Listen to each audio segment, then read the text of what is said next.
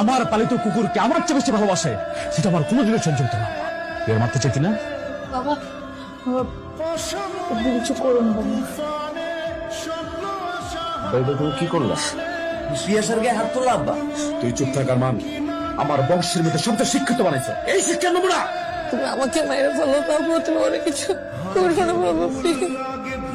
আমার তো কোনো দোষ নাই, ও তো আমার জীবনে আসতে চায় নাই, আমি ওর আমার জীবনে আনছি। বিশ্বাস করো বাবা, আমি যদি ওর থেকে দূরে থাকি তাহলে আমি কোন রকম বাঁচতে পারবো, কিন্তু ও যদি না বেঁচে থাকে আমি বাঁচতে পারবো না বাবা। কিন্তু আমি আমার বোনকে অনেক ভালোবাসি। আজকে কয়দিন ধরে আমি আমার বোনের নীরব কান্না দেখতেছি। অনেক ভালোবাসো। ওই দিন তো করে এই অবস্থায় দেখার পরে